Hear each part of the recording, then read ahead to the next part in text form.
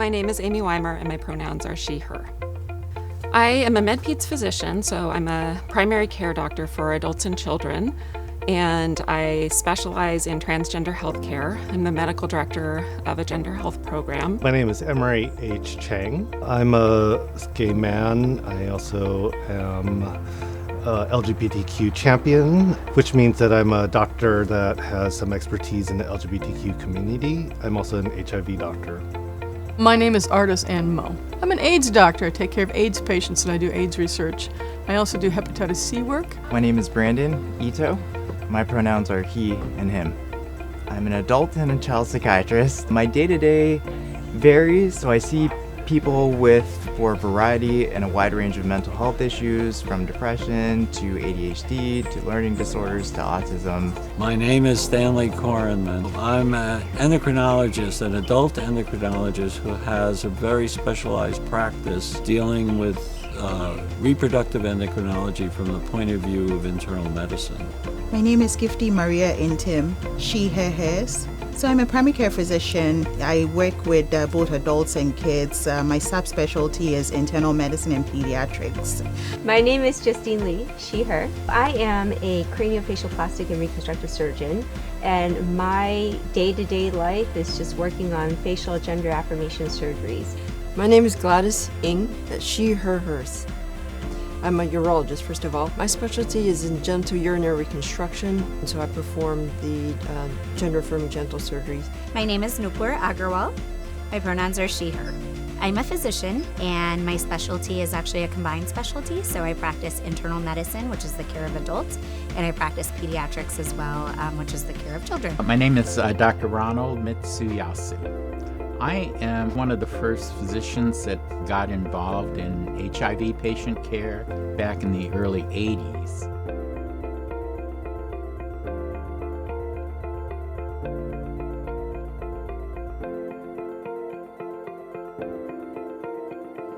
For several years, I provided primary care, and then just coincidentally had a series of patients in my practice who were transgender.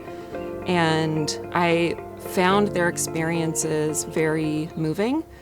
I recognized the work that they had done to realize what they needed to do for themselves, and that was really inspiring to me. And I heard from them that they were very happy to find a place where they felt safe. So it became clear to me that we needed to really create that space, make it findable, so that people could come into a space where they knew they could really be themselves and talk candidly about what their needs were. You know, as I got into medical school, I had a number of really great experiences from my faculty, particularly in human sexuality and approaching that from a really like a normal, healthy thing that people experience, as well as a lot of transgender health medicine and experiences there where I've had my first encounters with LGBTQ patients, at least. One of my first patients was a former marcher on the Stonewall marches, and he would tell me all about the Stonewall marches, which I knew nothing about. He was my little introduction into this world. You know, I actually got involved in the LGBTQ community, I would say by accident.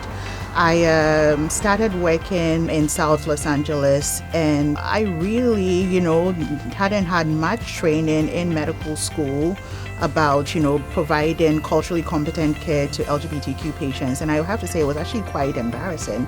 And so I took it upon myself to actually, learn. And I had the good fortune of, taking care of a wide number of patients, with a variety of issues that really got me fully immersed. Well, an opportunity arose for me to learn and work with this population, and I think this is an opportunity for me to really help people go through such suffering in their life from just not being in the right body, knowing that they're not in the body that they want to be in. When we started to work with our trans patients, we stayed for a reason. In terms of the surgical perspective, it's just so much fun.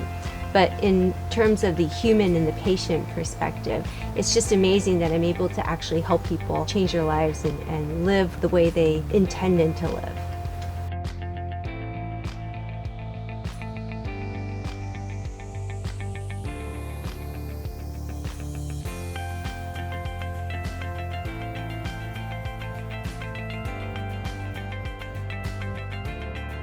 In my 30-year plus career, there's been dramatic changes, both in medicine as well as in HIV care specifically. I don't recall a single bit of education on transgender health care throughout my medical school and residency training. I don't remember it being mentioned even once. I don't remember ever meeting a transgender patient until probably 10 years after residency. Now, there's starting to be more of an awareness across the country that education about transgender healthcare is really needed in medical schools and residency programs. I kind of surfed along with it. I'm an old AIDS doctor. I started taking care of AIDS patients when I was a medical student in 1987. In the beginning of the epidemic, many of our patients didn't survive, and they were dying on average 1 or 2 or even more a day. The rewarding thing about all of this is I still have some patients now 30 plus years after they first presented who are alive and doing well. And so I think the science of HIV medicine has been such that it's improved to the point where most individuals now are living fairly normal lives.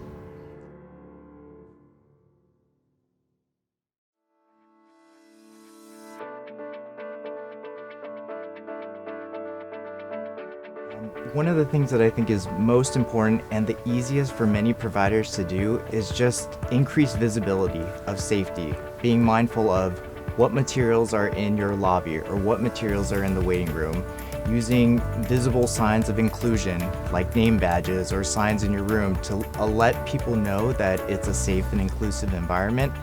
I can't tell you how many youth I have worked with who didn't come in with an issue related to their LGBTQ identity, but at some point during treatment came out either as trans, came out as gay, bisexual, or lesbian, primarily because I'm hoping they found it was a safe environment. I think one of the most important things is being able to ask open-ended questions and making people feel comfortable in that I'm not judging them, right?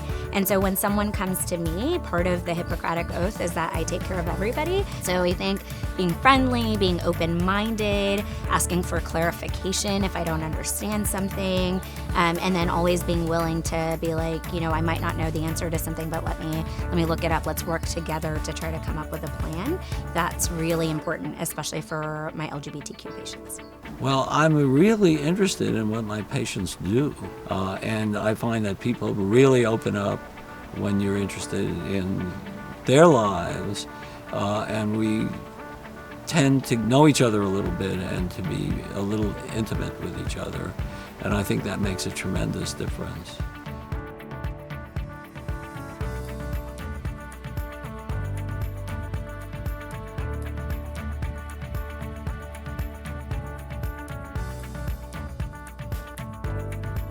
So we know that we get it wrong all the time, even when we strive to do our best to see each person as themselves, to use correct language, to be sensitive and supportive. We know that we make mistakes all the time. So one patient in particular comes to mind. When this patient of mine decided, he was ready to fully transition, when he came to clinic, because I'd always spoken to him, using she, her pronouns, I basically was just open to him and I was like, I'm really sorry. This is who I know you are. I'm, advocating for this change for you because I think that this is who you are. But, I might, make a mistake. And he was okay with it. And I found that actually being open with our patients, takes us a long way. I can remember one instance where I was caring for a transgender male patient who had never had any sort of bottom surgery. And he was expressing to me some symptoms around urination. And as I was trying to work through it with him, I said to him, so when you sit to pee, and then I went on with my question. And he answered all my questions, and then at the very end of the visit, he said, can I give you some feedback? Which is remarkable when a patient has the confidence to be able to say that. And I said, yes, please. And he told me, when you said, when I sit to pee, that made me feel really bad about myself and my body. And it was such helpful feedback, and I really expressed my appreciation to him. Not something that I would have thought of, but it made complete sense when he explained it. So to have the humility to be able to absorb that feedback and tuck it away, so that I can use it again in the future, and to thank him, I think was really important. I think the most important thing we can do when we get it wrong is to acknowledge it, to apologize for it, and to reassure the patient that we will work to be better, and then move on. What was interesting is the same patient, I'd referred him to see a neurosurgeon, and he came back for his appointment, and he's like, don't ever send me to that doctor that you sent me to again. I said, why? And he was like, well, they misgendered me, they talked down to me, they sort of were looking at me as if I was some sort of, like freak was the word that my patient used. And I said, okay, I've made a mistake before with you, and I've apologized. What's the difference here? And he said, the difference here is you see me.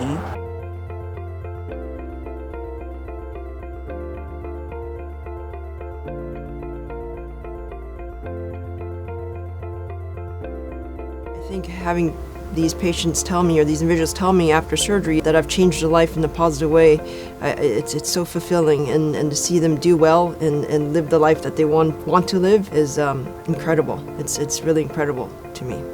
One of my patients was telling me that while she was at work, that she would frequently get misgendered by the public, especially from behind. She's very tall, and after undergoing facial feminization surgery, one day she was again misgendered from behind, being very tall, and she recalls like turning around, and this kid who saw her said, "Oh, I'm sorry, ma'am."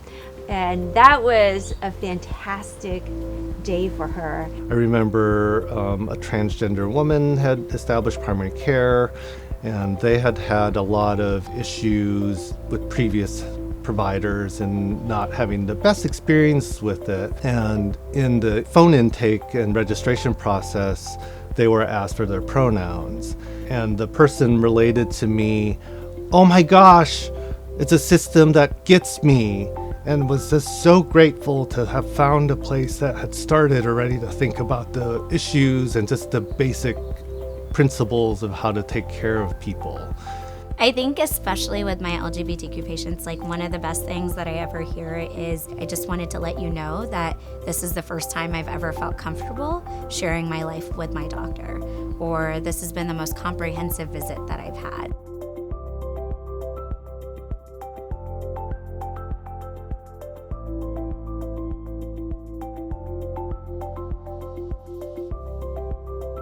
Medicine is a calling rather than a job.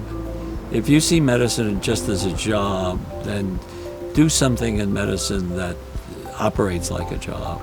But if medicine is a calling to you, if you're in it because the interaction of patient and physician is really important to you, then you have to go with it, go all out, and take whatever negative things happen to you in stride and just continue on. Focus on each patient that comes before us as an individual, and to treat them as such, with their individual concerns, fears, their individual situations, and to be able to kind of bring all that together in a more holistic approach to the patient, and not just see him as a disease, if you will. I think the most important thing for budding clinicians to do is follow their heart over their head. So if they think they know something, to check in with their heart and make sure that what they're about to say or do feels appropriate, and to listen to their patients and accept their patients as the experts on their own lives. To remain open-minded and have a sense of humility when you're treating any kind of patients, and have compassion and empathy is very, very important. Ask questions. Like, there have been so many things that I do today that I would have not known how to do years ago. And part of expanding my skill set and learning how to take better care of my patients, it just comes from being curious, asking questions, reading, learning, talking to people, talking to patients, being open-minded. So I would say, it might feel uncomfortable, especially if you've never done work like this before. before, but embrace the discomfort, and the more that you practice and the more that you do it, the more likely you'll just be able to embrace it as part of your career and your life. I think it's been just a wonderful, wonderful addition and pretty much like complete replacement of my practice, and I've just really enjoyed working with everybody. And I think that's what kind of keeps us going, and I think that's something that I hope that our emerging physicians will also feel with us. Despite all the pressures and responsibilities and information that you have to learn, to really make sure you keep the eye on the prize in terms of what your goals are for the type of doctor you want to be, to provide the healthcare you want to do, listen to the community and their needs, listen to each individual patient's story. It is important that we meet our patients where they are, because sometimes you can get, very impassioned about, like taking care of your patients and really pushing for, things for your patients. But, you have to meet your patients where they are. So there are certainly many levels of care, and one of them is just make sure that the patient feels safe and welcome there. That's probably the biggest lesson I've learned. The best words of advice, I would say, are to remain curious. As we progress as a healthcare field, terms, identities, expressions, these are all constantly changing. And I think anything that we learn today will not necessarily be the truth in 10 years. The best thing that we can do as providers is to remain curious about our patients, how they feel, how they want to identify, that best suits them and their life, in order to best be on the same page and best give them the highest quality healthcare we can.